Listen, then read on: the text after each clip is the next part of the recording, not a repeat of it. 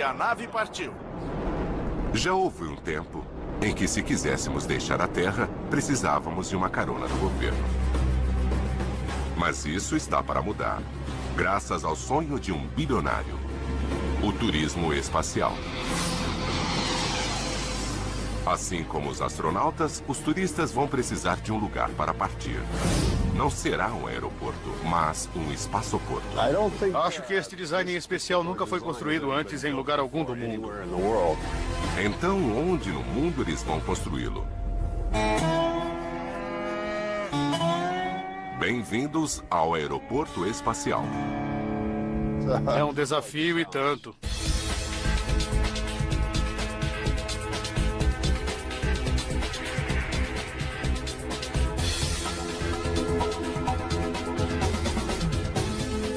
Obras incríveis. Aeroporto Espacial. 28 de abril de 2007. 5, 4, 2, 1, fire! Transporte-me, Scott. Mas desta vez, é Scott que está sendo transportado. As cinzas do ator de Jornada nas Estrelas, James Doohan, seguem para a fronteira final. Juntamente com as cinzas de Gordon Cooper, um dos pioneiros americanos no espaço. As viúvas dos dois cavalheiros estavam lá e pressionaram o botão de disparo ao meu lado no centro de controle do lançamento. Depois de 5 minutos no espaço, o foguete volta para a Terra, próximo ao mesmo local onde visionários vislumbram uma maneira completamente nova de se viajar. Aeroporto Espacial, o primeiro espaçoporto construído no mundo, com plataforma de lançamento para decolagens verticais, assim como o foguete reutilizável de Scott. E uma pista para aviões levarem as pessoas para o espaço. Vai funcionar assim. Uma nave-mãe conhecida como White Knight vai subir 15 quilômetros e então liberará a espaçonave. A espaçonave vai subir 110 quilômetros, onde passageiros normais se juntarão às fileiras de astronautas de elite. Depois ela vai descer para a reentrada e planará de volta até o espaçoporto. Encabeçando a iniciativa está o homem que ficou famoso na aviação aqui na Terra, o superempresário britânico Richard Branson. No total, quase $500 milhão foram aplicados em uma aventura para fora deste mundo. Durante 50 anos, apenas astronautas podiam ir ao espaço. Menos de 500 pessoas já estiveram no espaço e a Virgin Galactic vai transportar mais que isso apenas em seu primeiro ano de operação. A operação será parecida com a da aviação. A maneira como se administra uma companhia aérea pode se aplicar ao espaço. Nos últimos anos, estamos acostumados às impressões da NASA. E para viajar para o espaço, era preciso uma burocracia gigantesca e exércitos de pessoas para se chegar à Lua e coisas assim. Os primeiros passageiros no espaçoporto não vão precisar de uma grande burocracia, só uma carteira grande. As viagens para o espaço não são baratas. Preço de uma passagem de ida e volta, $200 mil por um voo de 2 horas. Mas espera-se que o preço altíssimo ponha os pés na Terra. E conforme o mercado for se expandindo, os destinos também vão aumentar. Além de um voo espacial suborbital ponto a ponto, ao invés de sair e voltar do aeroporto espacial em linha vertical, daria para ir do aeroporto espacial para Singapura, para a Suécia ou para outros destinos, podendo cobri-los em 1 hora ou menos. Uma revolução nas viagens. O espaçoporto está procurando o lugar ideal para se estabelecer. E eles acham que encontraram esse lugar no meio do nada. Junho de 2009. A Virgin Galactic estabeleceu seu quartel-general mundial aqui no Novo México. E Branson, o homem forte da Virgin, vai estar no voo comercial inaugural.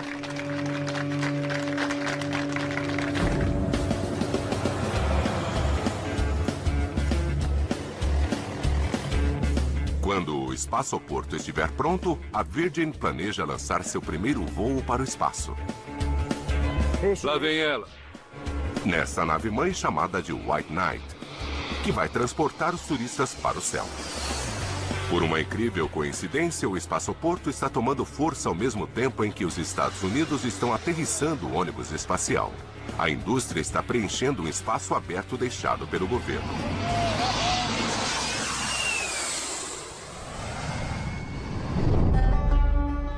A próxima fronteira começa onde a última acaba. Aqui o progresso pegou um desvio. Mas é exatamente por isso que o Espaçoporto América quer este lugar. São 40 quilômetros até a cidade mais próxima. Terreno livre e céu aberto. Na Flórida, tempestades tropicais fazem com que a NASA cancele alguns lançamentos. Mas aqui, de 30 dias, eles poderão fazer 28 lançamentos. Mas existe outro motivo pelo qual nós escolhemos o Novo México. O primeiro filme feito sobre uma viagem saindo da Terra em direção ao espaço foi feito por um V2. Mas era tão secreto na época que ninguém nunca o viu. Mas foi aqui que tudo aconteceu, aqui no Novo México. Aqui é o local do nascimento dos voos espaciais americanos. Desacreditado em seu país, Robert Goddard se mudou da Nova Inglaterra para o Novo México em 1930 e se tornou o pai da construção moderna de foguetes. Depois surgiu Wernher von Braun, o criador dos foguetes nazistas V2. Depois da guerra, ele foi um dos criadores do programa espacial americano. Foi assim que homens mergulharam na estratosfera e macacos voaram para o espaço. Eis o que realmente incentiva o espaçoporto. Não há tráfego aéreo. O motivo é seu vizinho sobre as montanhas. A linha de mísseis de White Sands, a maior base militar dos Estados Unidos. Não há tráfego comercial voando aqui em cima. O espaço aéreo é fechado. A ampla extensão de terreno aberto, o espaço aéreo claro, o clima excelente. Onde mais poderíamos construir o aeroporto espacial? Parece que vai ser uma estrada livre para o futuro. Mas então o passado ressurge para provocá-los. Eu me casei em 1949. Ben, meu marido, era meu vizinho. Ele me convidou para vir a Engel e preparar o feijão e moro aqui desde então. Jane Kane controla um grande pedaço de terra necessário para o espaçoporto, incluindo a pista. E apesar dos muitos bilhões de Branson, Jane não arreda pé. 4 gerações trabalham no rancho. Certo. Já fiz de tudo por aqui. Já conduzi gado por toda a parte aqui. Essa é minha casa. E foi aqui que criamos a nossa família. E o pessoal que mora na cidadezinha? O espaçoporto significa trânsito. O espaçoporto significa barulho e o espaçoporto significa mudança. Nasci e fui criado aqui, no condado de Sierra. É o meu lar e de minha família. Minha mãe nasceu em uma pequena comunidade ao norte daqui. Então, a vida toda chamamos este lugar de lá.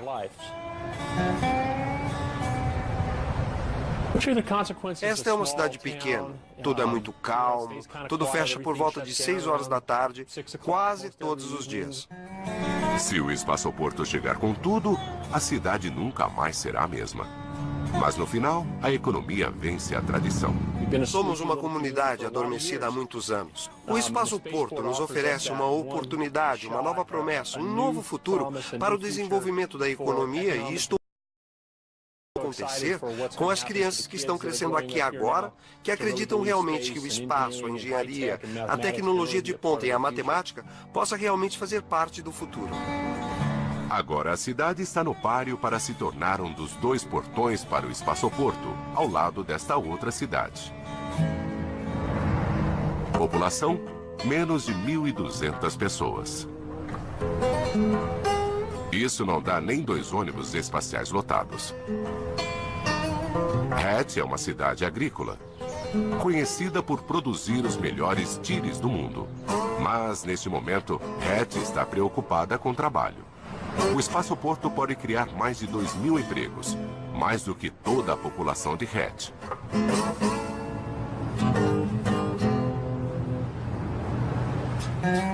Mas o espaçoporto não será construído e as cidades não vão crescer se uma fazendeira não mudar de ideia. Quando começaram a falar em espaço-porto, nós éramos totalmente contra. Mais uma vez, a economia vence a tradição. Ben ficou doente. Tivemos um período de seca e ele teve de vender seu gado. E a ideia do espaço-porto passou a lhe ser mais simpática.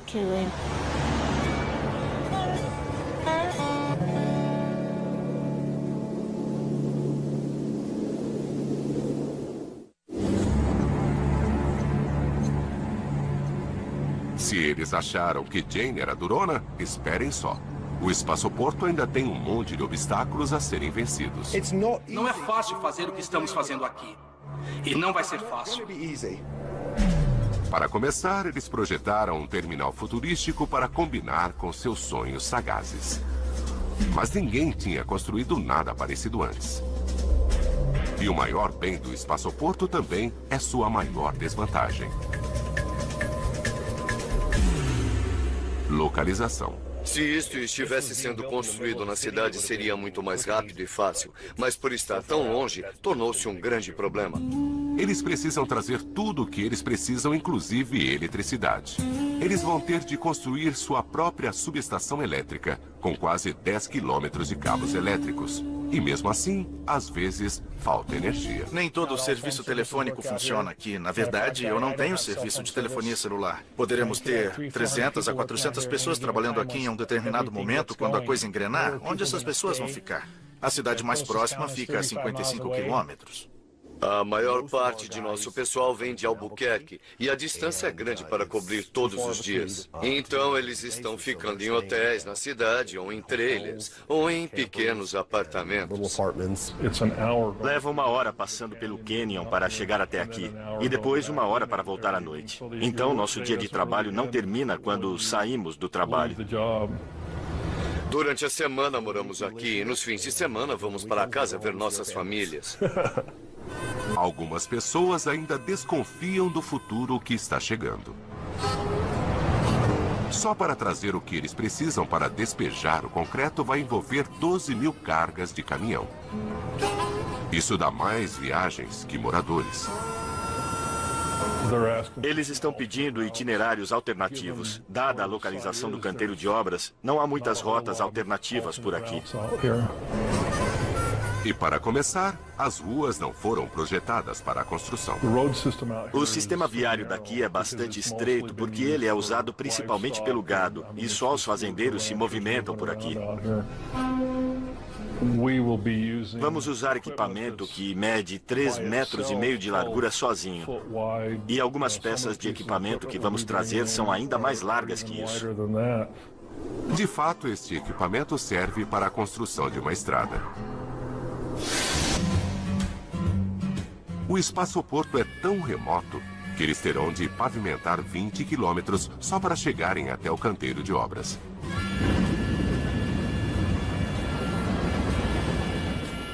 Em um local crítico ao longo do caminho, essas valas inusitadas estragam a paisagem.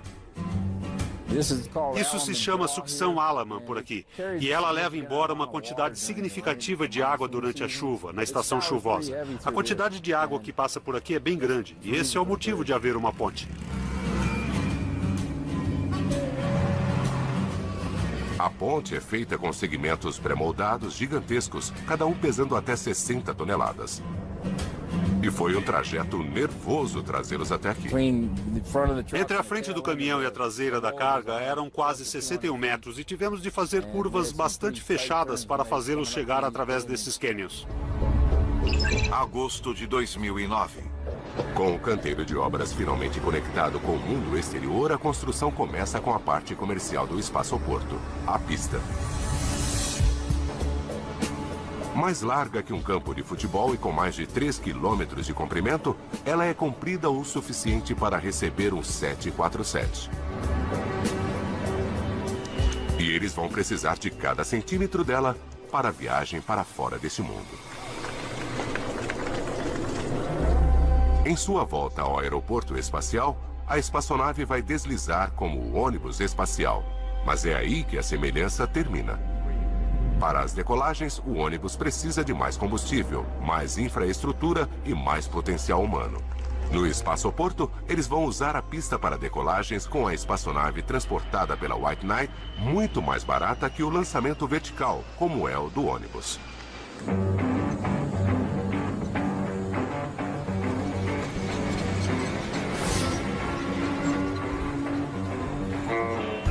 A pista é tão comprida que eles tiveram de desviar uma estrada regional.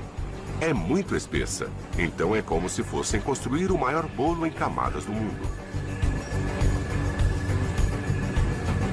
61 centímetros de aterramento. Depois 10 centímetros de asfalto. E depois 35 centímetros de concreto. No total, mais de 100 centímetros de espessura. A obra começa escavando 60 centímetros de terra para o aterramento. Isso dá terra suficiente para encher mais de 200 piscinas olímpicas.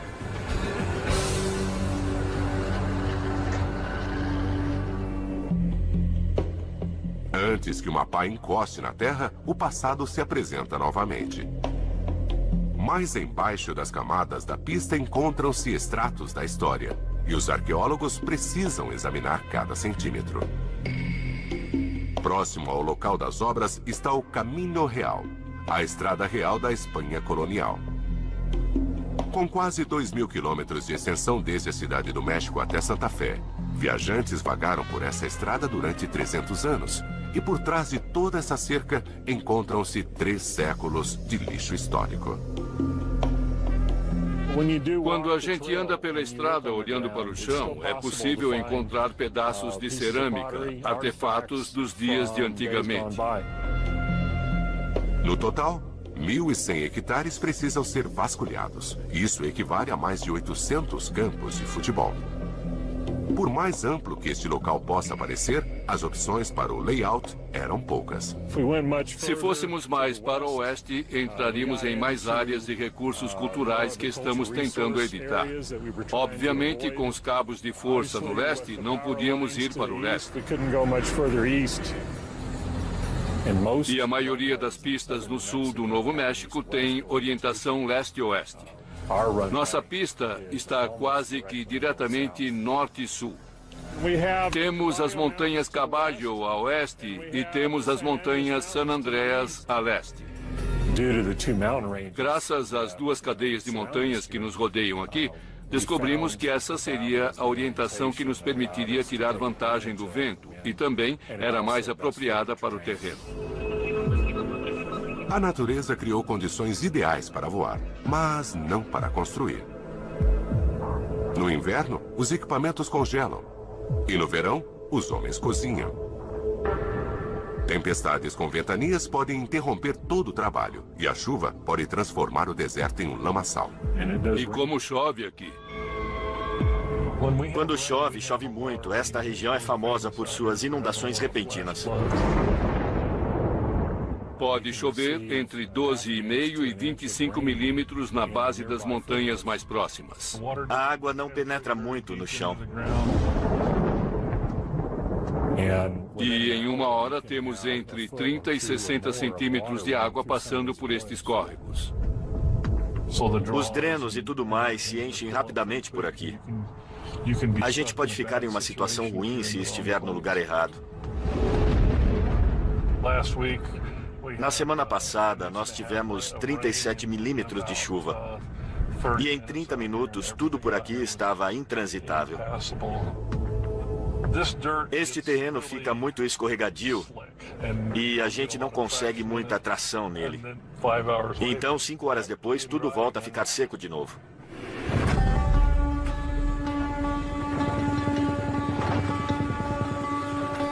No lado leste da pista, a água da chuva vai escoar naturalmente. Mas aqui no lado oeste, a água vai empoçar. Esse encanamento vai levar a água do oeste para o leste. Mas no deserto árido e alto, a aridez é o normal. O maior desafio tem sido a água. Precisamos de água. Precisamos de muita água nesta obra. É o recurso vital. Porque eles precisam de água para tudo. Para beber, para a descarga dos banheiros, para controlar a poeira. Talvez as pessoas pensem que numa área remota como esta, a poeira não seria um grande problema. Mas temos preocupações com os fazendeiros que criam gado aqui. E a gente percebe que não existe uma boa vegetação para o gado se alimentar. Imagino que eles não gostem de poeira em sua comida, assim como nós. E, principalmente, eles precisam de água para a obra propriamente dita.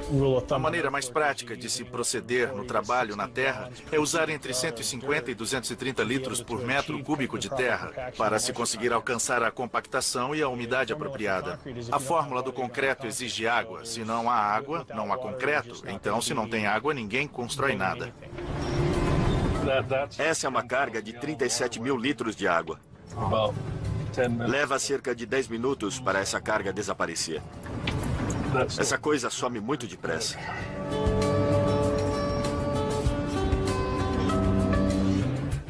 Este lago guarda água suficiente para encher 2 piscinas olímpicas. Mas as equipes vão usar tudo isso em uma semana.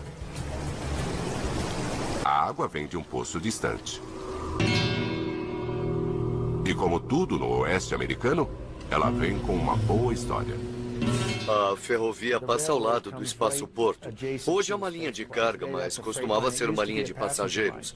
Os fazendeiros costumavam colocar uma enorme bandeira branca e o trem fazia uma parada rangente para pegar um passageiro e levá-lo para Albuquerque. E a ferrovia usava a água de um poço local para abastecer seus trens. E então ele foi tapado e mais ou menos esquecido por todos, menos por alguns fazendeiros, que falavam sobre esse poço incrivelmente fértil em uma área onde a água era muito escassa. O Espaço Porto América ouviu falar desse poço da ferrovia e procurou seu dono. Eles destaparam o poço, fizeram um teste de bombeamento e conseguiram quase 1.900 litros de água de excelente qualidade por minuto. Na verdade, é o único poço que conseguimos com fornecimento suficiente de água por hora. Além de ser um produto eficaz, a água também tem qualidade excelente. Muito da água encontrada na região é altamente salobra, contém sal, o que obviamente não é bom para uma construção de concreto. Nós acabaríamos fazendo uma pista de concreto que se desintegraria com o tempo. Achar esse poço já foi um desafio por si só. O próximo desafio era como conseguir chegar até ele, se usaríamos caminhões ou se instalaríamos um sistema de tubulação. Fazer caminhões rodarem indo e vindo criaria um pesadelo no trânsito, além do risco de destruírem a estrada recém-construída. Então eles fizeram um encanamento de água de 10 quilômetros e a estocaram em 3 lagos. Se a bomba quebrar, o lago vai supri-los durante os reparos. Eles poderão viver com menos água depois que o espaçoporto estiver pronto. Neste momento estamos realizando um teste, então essa água que está saindo está vindo de um poço em teste que estamos usando e monitorando para ver que tipo de prejuízo estamos provocando aos moradores locais, para saber se não estamos interferindo no consumo de água deles. Não queremos deixá-los a seco se descobrirmos que este poço não vai ser capaz de abastecer o projeto.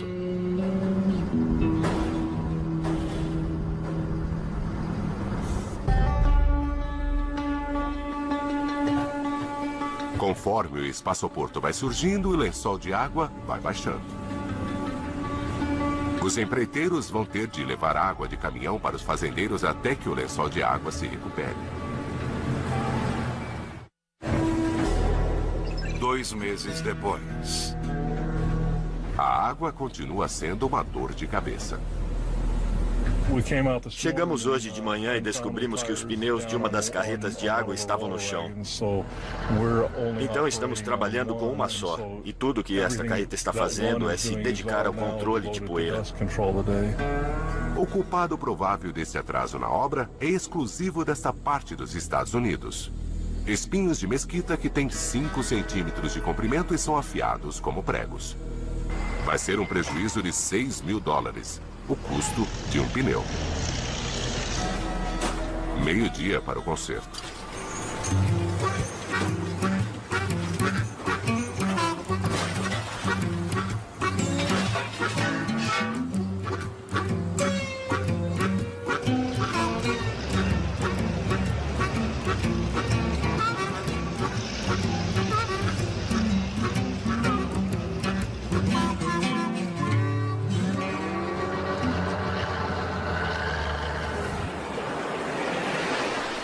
Com o aumento do vento, eles usam ainda mais água. Mas eles estão extraindo água dos lagos até o limite. Esta é uma situação delicada. Neste momento, temos um problema com o nosso suprimento de água. Nós temos um suprimento terceirizado com outro empreiteiro, na obra que trabalha noutro setor. Ontem descobri que eles não têm autorização legal necessária para bombear a água que estão nos mandando neste momento. Então temos um problema e talvez eu tenha de buscar outra fonte de água. Estamos entre a cruz e a espada. Vamos trabalhar até o final e encerrar as operações um dia antes. É uma situação terrível. Ou seja, isto pode atrasar o projeto se não resolvermos o problema da água por aqui. E a água não vai ser sua única dor de cabeça. Fevereiro de 2010. O aeroporto espacial entra em seu 6º mês de construção. Eles conseguiram obter os direitos para a água tão necessária para a construção.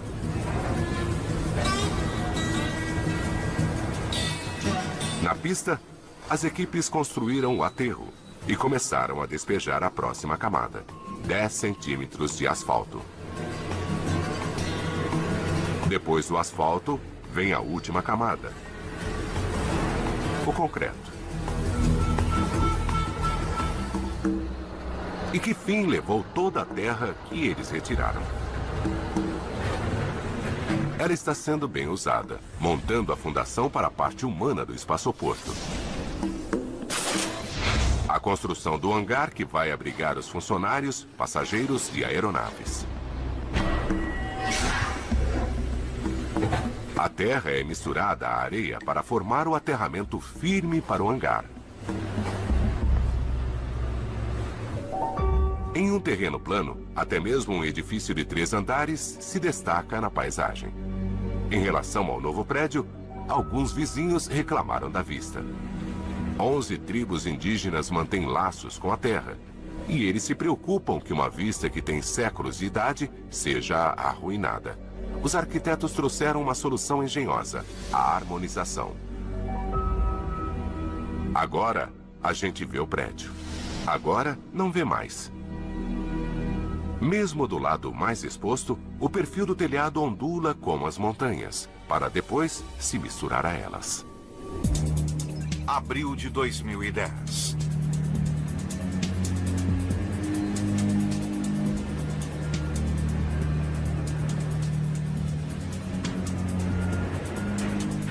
O terminal de 3 andares do espaçoporto está começando a surgir. Essas torres formam os poços para as escadas e elevadores, mas elas servem para uma função ainda mais importante: sustentar o teto monstruoso que os arquitetos projetaram. Certamente esse é o coração da estrutura. No aeroporto espacial, Mike Bradley é o encarregado da construção de um terminal sem igual.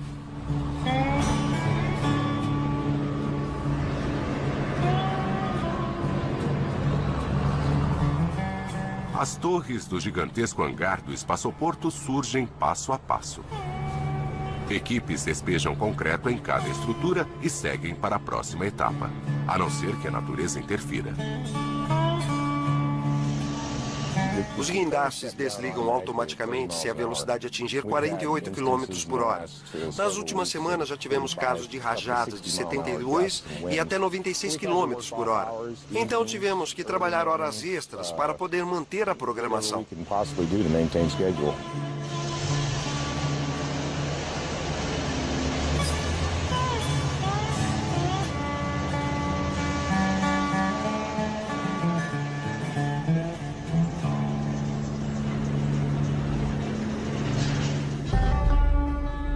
Enquanto isso, outras estruturas progridem. Uma fábrica para tratar água suja. E um enorme tanque para estocar água. Finalmente alimentado por sua própria fonte. Temos um campo inteiro de poços que está sendo criado para o aeroporto espacial. E esses poços vão abastecer o prédio do terminal com água doméstica diretamente. Em parte, a água será para uso nos encanamentos e, em parte, usada para segurança. Onde há combustível, há risco de incêndio. E 5 milhões de litros estarão preparados. E aqui está o posto dos bombeiros, construído a partir de um balão gigantesco. A fundação é uma viga circular que cerca a estrutura. Acima, eles fixaram uma membrana enorme de polivinil de cerca de 3 milímetros de espessura. Depois, eles ligaram os infladores. Em meia hora, eles têm a concha de um prédio.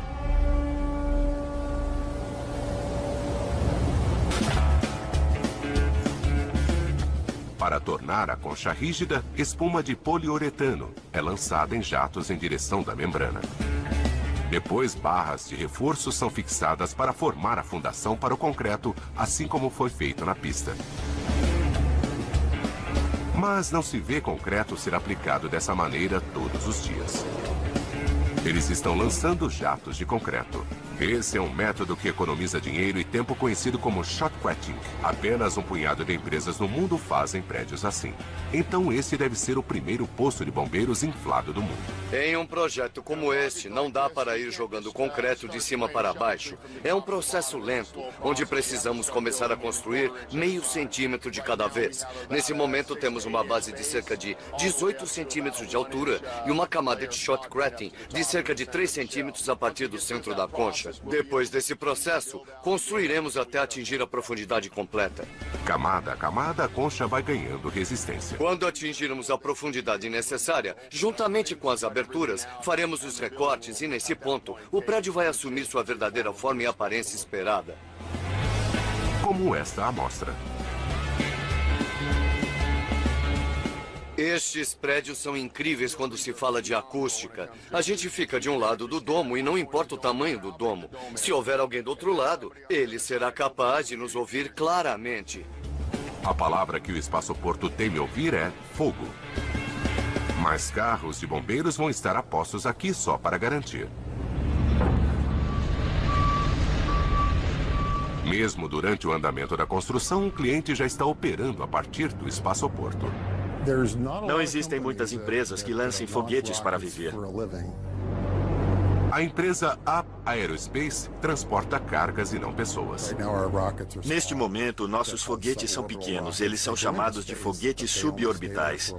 Sobem ao espaço, mas ficam lá por apenas 5 minutos. Nosso objetivo principal é obter um veículo que coloque os satélites para girar em torno do globo.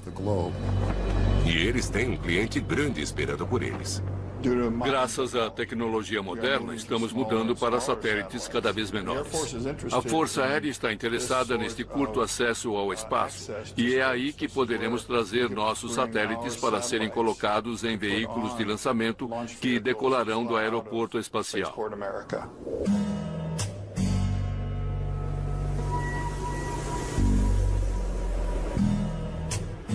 Depois de 2 meses, o terminal está ganhando forma. Os vãos das escadas que sustentam a estrutura toda estão prontos. O próximo passo nesse nível onde estamos é derramar o concreto no deck para podermos trabalhar no nível inferior e superior. A seguir, trabalharemos com as armações do telhado, começando pelo norte, seguindo para o sul. Temos armações em 2 partes que medem 58 metros cada e precisam ser juntadas no meio. Essa deve ser a parte mais crítica do serviço. A parte mais importante do serviço do espaçoporto, a pista, está pronta. Mas o resto do espaçoporto ainda está correndo para a linha de chegada.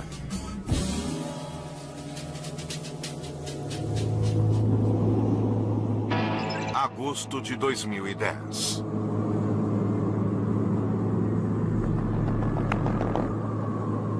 Faz 1 ano que a construção começou. E que diferença!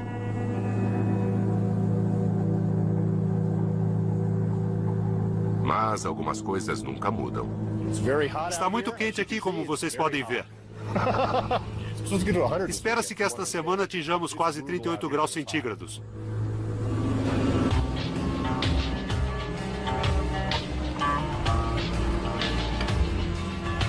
No posto de bombeiros, eles estão fazendo os recortes para os caminhões. Como o hangar, este prédio se destaca sobre o terreno. Do centro da concha até o topo do ponto mais alto do domo, são cerca de 10 metros. Mas como o hangar, ele vai se harmonizar. No terminal, um homem é o responsável por uma tarefa pesada, a linha do telhado. Provavelmente este seja o projeto mais complicado em que trabalhei e o mais incrível. Acho que este design em especial nunca foi construído antes em lugar algum do mundo. Então, é um desafio e tanto. Esta é uma maquete do telhado superior do Espaço Porto. Temos acabamento em aço inoxidável que vai cobrir toda a borda do prédio. É parecido com uma torta enorme, por assim dizer. E ele vai circundar o raio inteiro. Então, cada parte é lapidada no ângulo do raio. E os dois lados são como imagens de espelho, uma da outra. É muito complicado porque o telhado sobe e desce. E este metal, como se sabe, não é muito maleável. Então, essas peças são feitas para se encaixar nas curvas. Todas elas vêm numeradas. E vai ser como montar um quebra-cabeças para instalá-las. Uma confusão de peças de quebra-cabeça pré-fabricadas vai compor o teto inteiro. Algumas partes têm menos de 3 milímetros de espaço para colocação. Então Mark precisa garantir que elas se encaixem. E esta aqui não se encaixou. Ela deve ficar menor conforme se dirige ao prédio. Esta é a parte exterior do prédio. Esta vai indo para dentro em direção da janela e do interior do prédio. E elas precisam ser afuniladas para assumir o formato de torta. E vamos resolver isso com a fábrica de metal antes que eles comecem a mandar as peças. Assim não vamos atrasar o projeto antes que ele comece. Vamos afastar os problemas. Mal posso esperar para começar, porém preciso terminar esta maquete. Sempre existe pressão na construção. A data de início pode sofrer modificações e atrasar, mas a data do término nunca muda.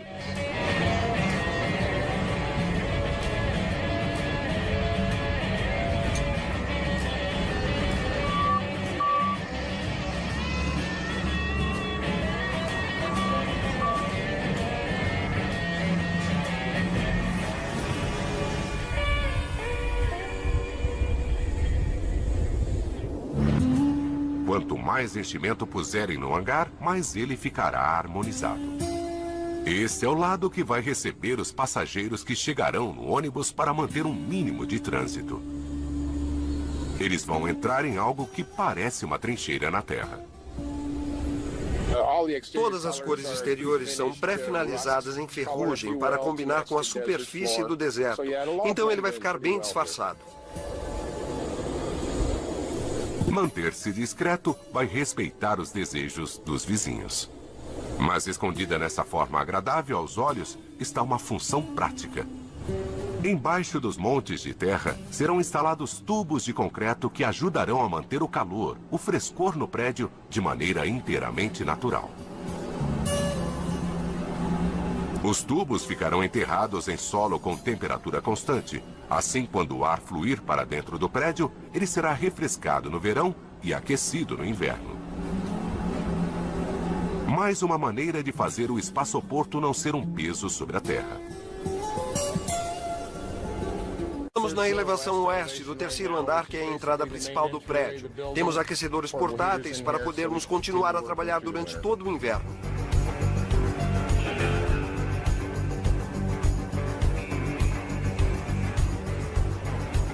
Por toda a parte, eles estão instalando um labirinto de artérias. Temos vários tipos de sistemas de sprinkler. Provavelmente seja um dos sistemas de AVAC mais complexos que já vi. Temos de instalar encanamento de aquecimento radiante porque não há sistema de aquecimento de ar forçado aqui. É tudo irradiado por baixo. Atrás de mim podem ver os vidros e as vidraças que serão instaladas. Os trilhos das portas estão instalados e as portas serão colocadas na semana que vem.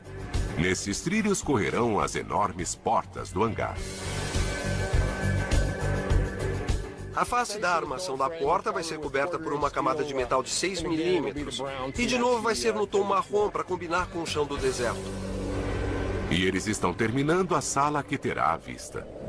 Do lado de fora, o espaçoporto está projetado para se mesclar ao seu meio ambiente, mas nessa sala o exterior vai entrar. É aqui que vai estar todo o cérebro do voo. O controle da missão do início até o fim. E terá a vista completa da pista de ponta a ponta. As pessoas entrarão pelo lado oeste e seguirão até a recepção no terceiro andar, onde serão treinadas para sua aventura. Esta aventura vai mudar a maneira como encaramos a aviação atualmente. Ainda construímos os tubos de alumínio que eram construídos na década de 1940 e 50 para transportar pessoas ao redor do planeta. Além de introduzir novos tipos de veículos, o espaçoporto vai atrair novos tipos de passageiros. Lembre-se, não é necessário nenhuma experiência e não é preciso ser um super-homem. Com o tempo, eles esperam substituir os voos sobe e desce por passeios orbitais equivalentes aos cruzeiros marítimos. Férias no estilo século XXI, com fotos cósmicas para trazer de volta e mostrar aos mais incrédulos. Quando o avião foi inventado e começou a voar, as pessoas acharam que aquilo era uma loucura. Que benefícios traria? Muita gente zombou dizendo que era apenas uma brincadeira, e é o que está acontecendo aqui agora. O turismo espacial não é brincadeira.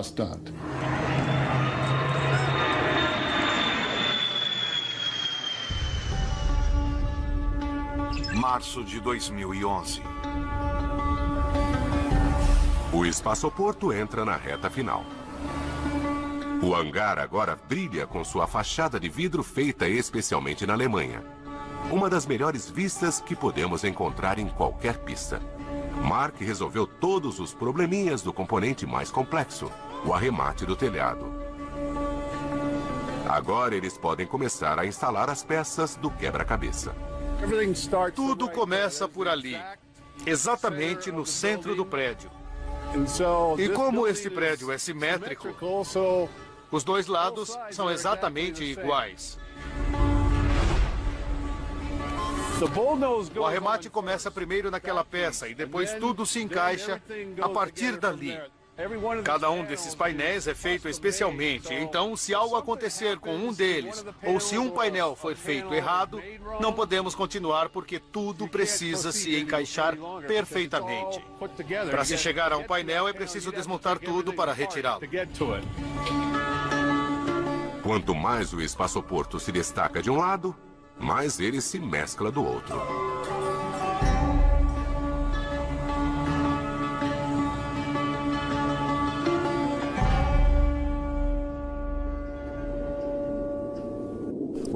Quando viemos para cá, começamos a ver o projeto que tínhamos para construir este espaço-porto. Foi legal, mas estávamos no meio de uma planície sem nada além de lebres e arbustos de mesquita. E a princípio pensamos, espaçoporto, bom, é como uma torta no espaço. Agora que estou vendo que a coisa está ficando pronta, fico mais animado com o que está acontecendo aqui. É difícil não criar um laço afetivo com o que estamos construindo. Vai ser meio triste ir embora daqui. Estou torcendo para conseguir voltar daqui a uns anos para mostrar a meus filhos o que fizemos.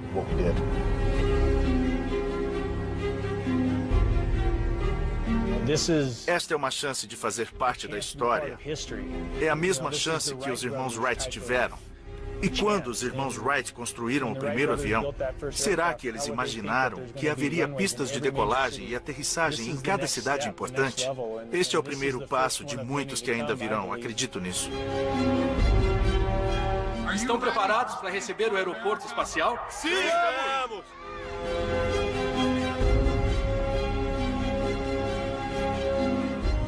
É o futuro. E é bom fazer parte desse futuro. Uma burocracia gigantesca e exércitos de pessoas para se chegar à Lua e coisas assim.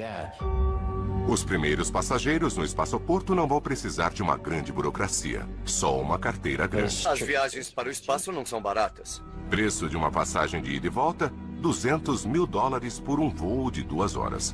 mas espera-se que o preço altíssimo ponha os pés na terra. E conforme o mercado for se expandindo, os destinos também vão aumentar. Além de um voo espacial suborbital ponto a ponto, ao invés de sair e voltar do aeroporto espacial em linha vertical, daria para ir do aeroporto espacial para Singapura, para a Suécia ou para outros destinos, podendo cobri-los em 1 hora ou menos. Uma revolução nas viagens. O espaçoporto está procurando o lugar ideal para se estabelecer. E eles acham que encontraram esse lugar no meio do nada. Junho de 2009. A Virgin Galactic estabeleceu seu quartel-general mundial aqui no Novo México. E Branson, o homem forte da Virgin, vai estar no voo comercial inaugural.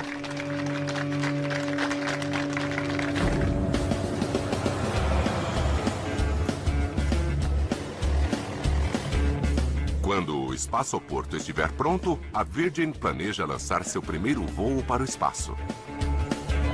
Lá vem ela.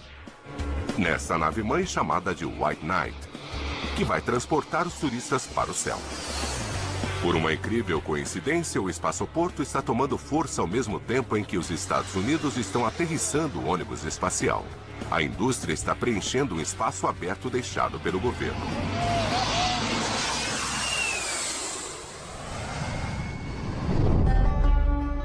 A próxima fronteira começa onde a última acaba. Aqui o progresso pegou um desvio. Mas é exatamente por isso que o Espaçoporto América quer este lugar. São 40 quilômetros até a cidade mais próxima. Terreno livre e céu aberto.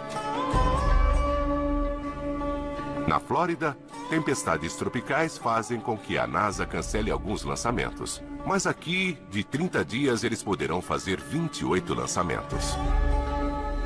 Mas existe outro motivo pelo qual nós escolhemos o Novo México. O primeiro filme feito sobre uma viagem saindo da Terra em direção ao espaço foi feito por um V2. Mas era tão secreto na época que ninguém nunca o viu. Mas foi aqui que tudo aconteceu, aqui no Novo México.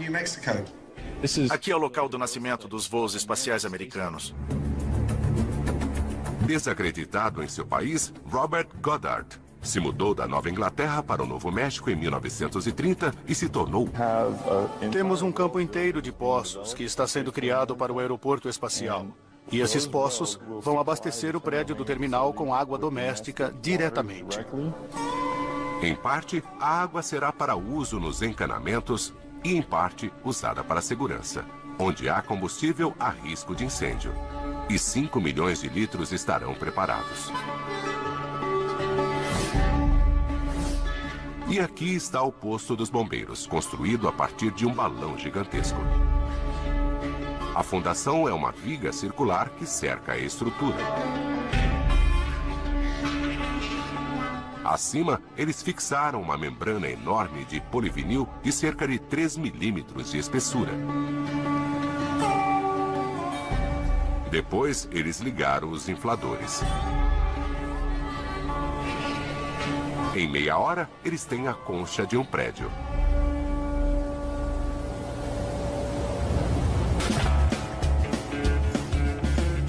Para tornar a concha rígida, espuma de poliuretano é lançada em jatos em direção da membrana.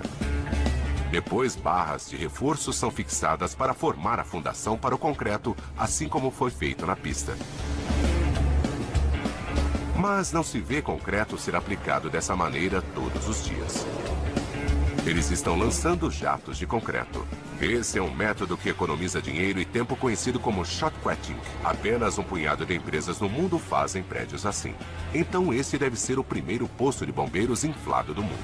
Em um projeto como este, não dá para ir jogando concreto de cima para baixo. É um processo lento, onde precisamos começar a construir meio centímetro de cada vez. Nesse momento temos uma base de cerca de 18 centímetros de altura e uma camada de shotcreting de cerca de 3 centímetros a partir do centro da concha. Depois desse processo, construiremos até atingir a profundidade completa. Camada a camada, a concha vai ganhando resistência. Quando atingirmos a profundidade necessária, juntamente com as aberturas, faremos os recortes e, nesse ponto, o prédio vai assumir sua verdadeira forma e aparência esperada. Como esta amostra. Estes prédios são incríveis quando se fala de acústica. A gente fica de um lado do domo e não importa o tamanho do domo. Se houver alguém do outro lado, ele será capaz de nos ouvir claramente. A palavra que o espaçoporto teme ouvir é fogo. Mas carros de bombeiros vão estar apostos aqui só para garantir. Mesmo durante o andamento da construção, o cliente já está operando a partir do espaçoporto. Não existem muitas empresas que lancem foguetes para viver. A empresa Up Aerospace, de idade, seja arruinada. Os arquitetos trouxeram uma solução engenhosa, a harmonização. Agora, a gente vê o prédio. Agora, não vê mais. Mesmo do lado mais exposto, o perfil do telhado ondula como as montanhas, para depois se misturar a elas. Abril de 2010.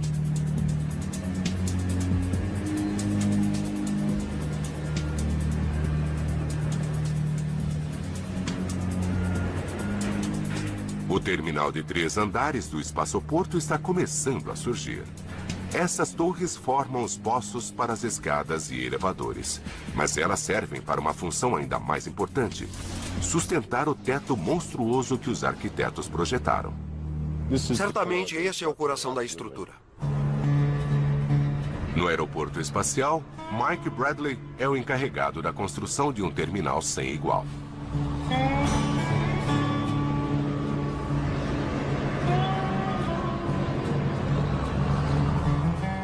As torres do gigantesco hangar do espaçoporto surgem passo a passo. Equipes despejam concreto em cada estrutura e seguem para a próxima etapa, a não ser que a natureza interfira. Os guindastes desligam automaticamente se a velocidade atingir 48 km por hora. Nas últimas semanas já tivemos casos de rajadas de 72 e até 96 km por hora. Então tivemos que trabalhar horas extras para poder manter a programação.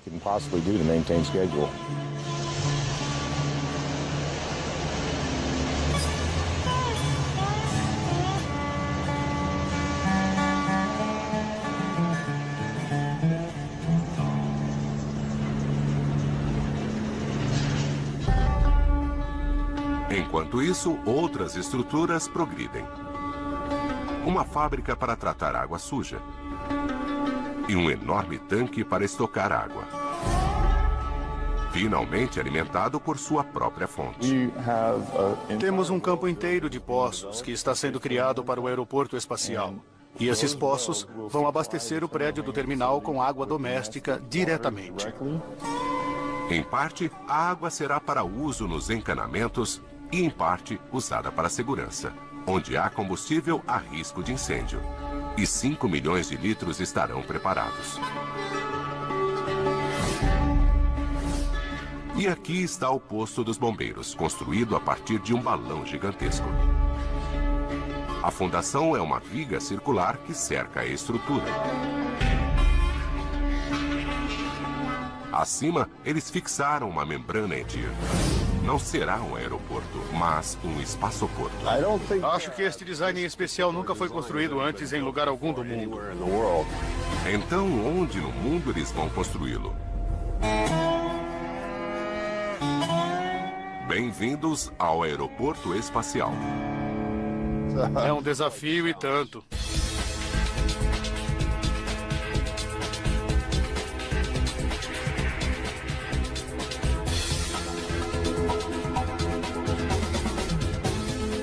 Obras incríveis. Aeroporto Espacial.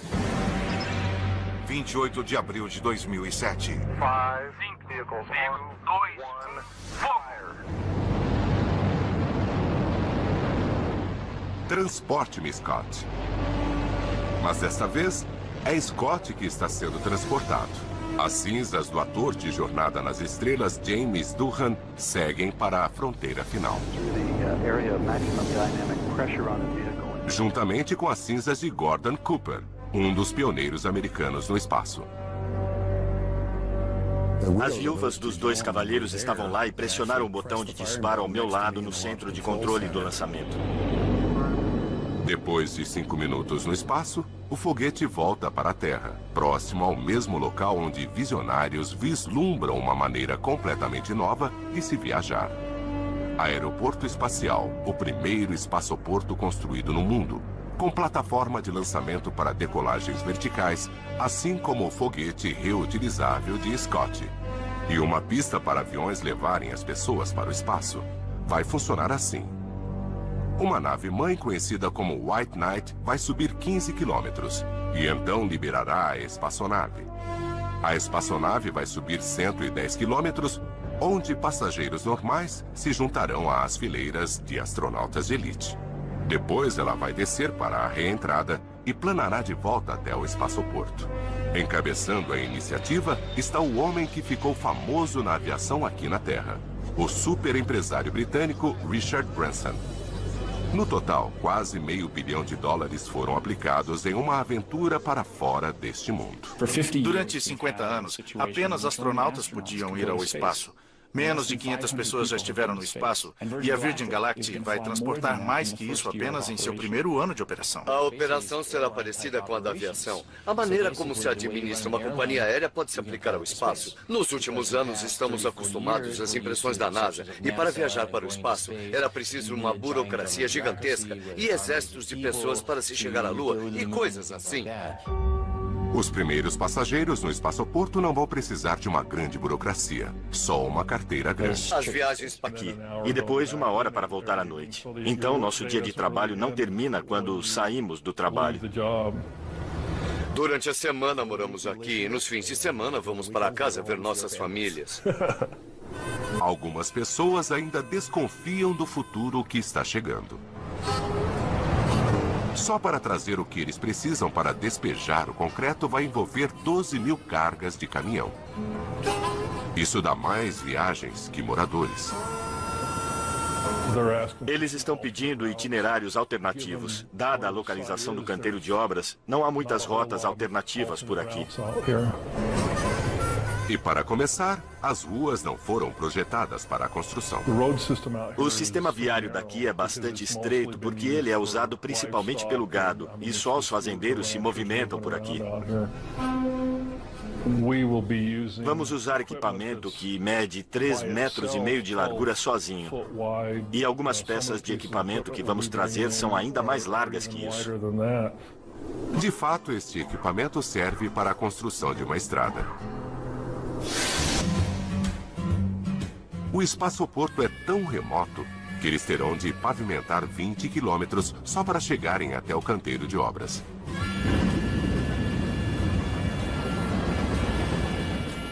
Em um local crítico ao longo do caminho, estas valas inusitadas estragam a paisagem.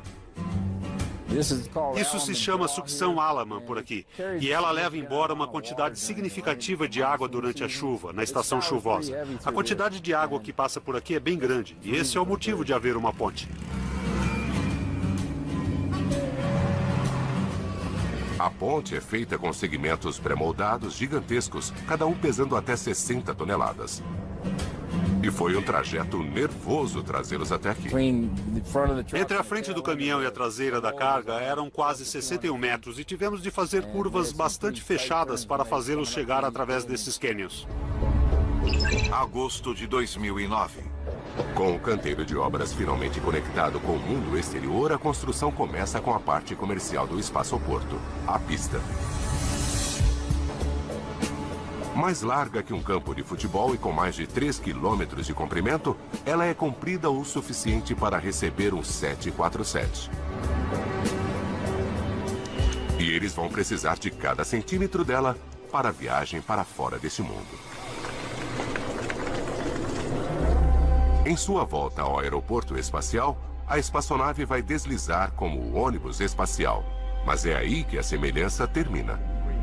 Para as decolagens, o ônibus precisa de mais combustível, mais infraestrutura e mais potencial humano. No espaçoporto, eles vão usar... E aqui está o posto dos bombeiros, construído a partir de um balão gigantesco. A fundação é uma viga circular que cerca a estrutura. Acima, eles fixaram uma membrana enorme de polivinil de cerca de 3 milímetros de espessura. Depois, eles ligaram os infladores. Em meia hora, eles têm a concha de um prédio.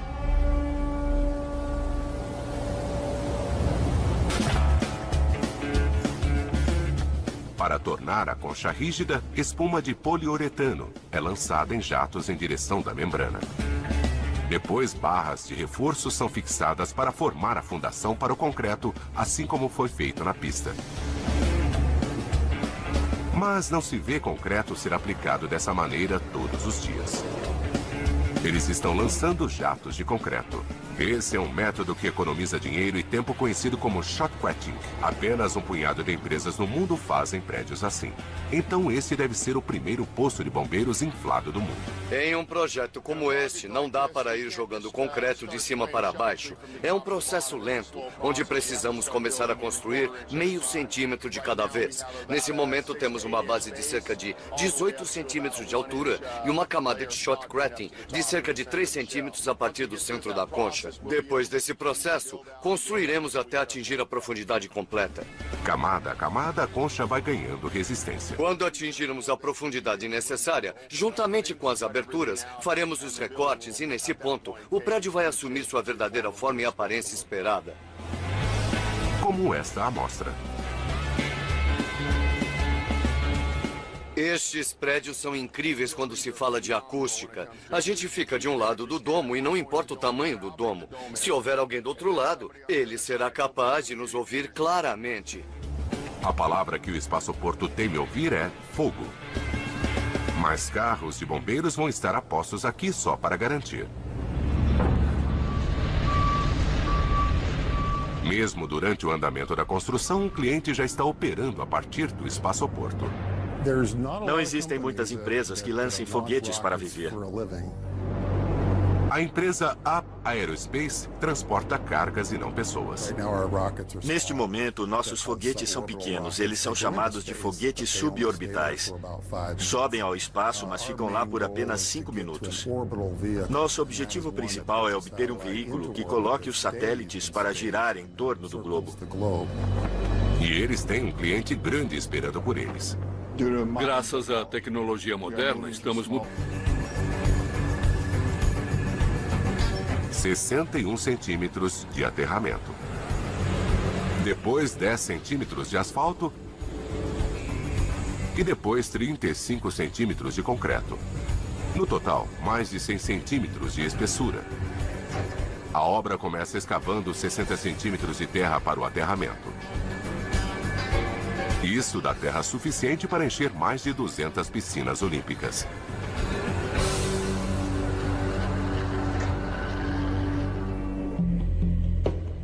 Antes que uma pá encoste na terra, o passado se apresenta novamente. Mais embaixo das camadas da pista encontram-se estratos da história. E os arqueólogos precisam examinar cada centímetro. Próximo ao local das obras está o Camino Real, a estrada real da Espanha colonial.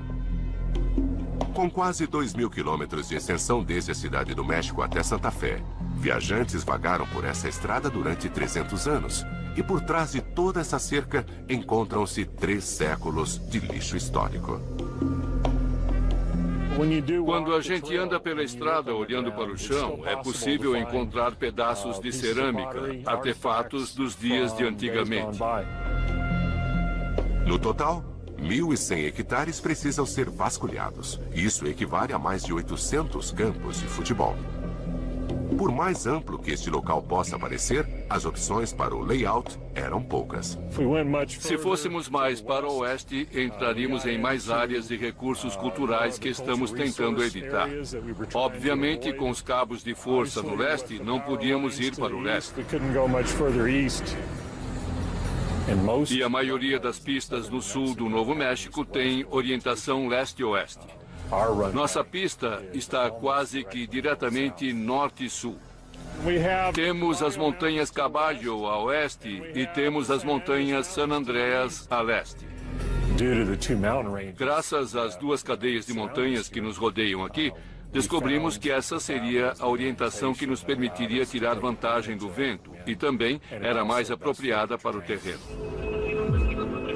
A natureza criou condições ideais para voar, mas não para construir. No inverno, os equipamentos congelam. E no verão, os homens cozinham. Tempestades com ventanias podem interromper todo o trabalho. E a chuva pode transformar o deserto em um lamaçal. E como chove aqui? Quando chove, chove muito. Esta região é famosa por suas inundações repentinas. Pode chover entre 12,5 e 25 milímetros na base das montanhas mais próximas. O telhado ondula como as montanhas, para depois se misturar a elas. Abril de 2010.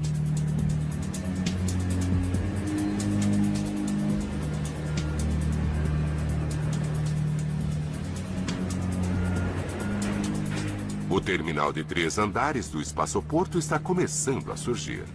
Essas torres formam os poços para as escadas e elevadores, mas elas servem para uma função ainda mais importante: sustentar o teto monstruoso que os arquitetos projetaram. Certamente esse é o coração da estrutura. No aeroporto espacial, Mike Bradley é o encarregado da construção de um terminal sem igual.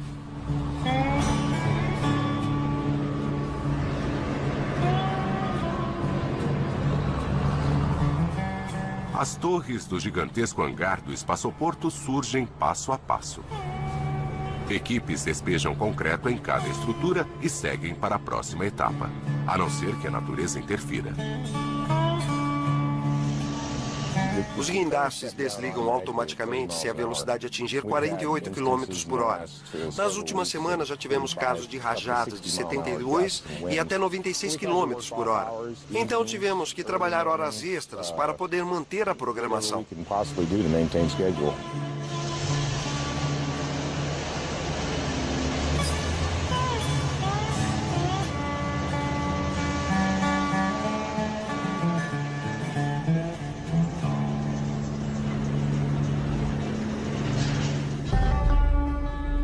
Enquanto isso, outras estruturas progridem. Uma fábrica para tratar água suja. E um enorme tanque para estocar água. Finalmente alimentado por sua própria fonte. Temos um campo inteiro de poços que está sendo criado para o aeroporto espacial. E esses poços vão abastecer o prédio do terminal com água doméstica diretamente. Em parte, a água será para uso nos encanamentos e, em parte, usada para segurança, onde há combustível a risco de incêndio. E 5 milhões de litros estarão preparados.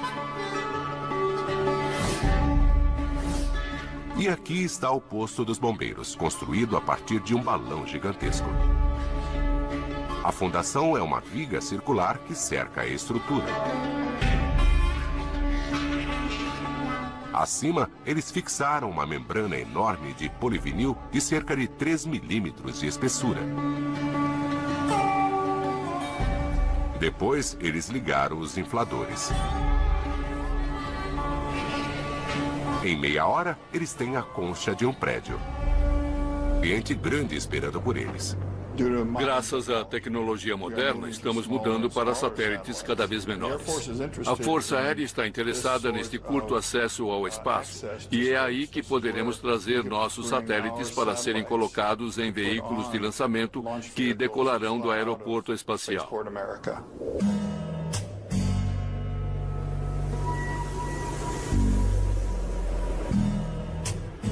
Depois de 2 meses, o terminal está ganhando forma. Os vãos das escadas que sustentam a estrutura toda estão prontos. O próximo passo nesse nível onde estamos é derramar o concreto no deck para podermos trabalhar no nível inferior e superior. A seguir, trabalharemos com as armações do telhado, começando pelo norte e seguindo para o sul. Temos armações em 2 partes que medem 58 metros cada e precisam ser juntadas no meio. Essa deve ser a parte mais crítica do serviço. A parte mais importante do serviço do espaçoporto, a pista, está pronta. Mas o resto do espaçoporto ainda está correndo para a linha de chegada.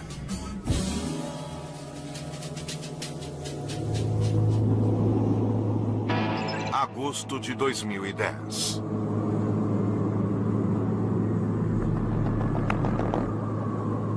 Faz um ano que a construção começou.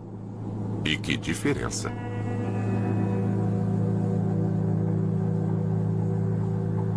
Mas algumas coisas nunca mudam.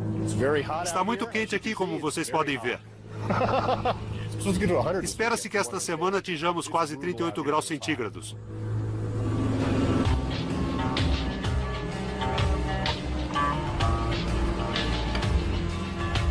No posto de bombeiros, eles estão fazendo os recortes para os caminhões. Como o hangar, este prédio se destaca sobre o terreno. Do centro da concha até o topo do ponto mais alto do domo, são cerca de 10 metros. Mas como o hangar, ele vai se harmonizar. No terminal, um homem é o responsável por uma tarefa pesada, a linha do telhado. Provavelmente este seja o projeto mais complicado em que trabalhei e o mais incrível. Acho que este design em especial nunca foi construído antes em lugar algum do mundo. Então, é um desafio e tanto. Esta é uma maquete do telhado superior do espaço-porto. Temos acabamento em aço inoxidável que vai cobrir toda a borda do prédio. É parecido com uma torta enorme, por assim dizer. Mas é exatamente por isso que o Espaçoporto América quer este lugar. São 40 quilômetros até a cidade mais próxima. Terreno livre e céu aberto. Na Flórida, tempestades tropicais fazem com que a NASA cancele alguns lançamentos. Mas aqui, de 30 dias, eles poderão fazer 28 lançamentos. Mas existe outro motivo pelo qual nós escolhemos o Novo México. O primeiro filme feito sobre uma viagem saindo da Terra em direção ao espaço foi feito por um V2. Mas era tão secreto na época que ninguém nunca o viu. Mas foi aqui que tudo aconteceu, aqui no Novo México. Aqui é o local do nascimento dos voos espaciais americanos. Desacreditado em seu país, Robert Goddard se mudou da Nova Inglaterra para o Novo México em 1930 e se tornou o pai da construção moderna de foguetes.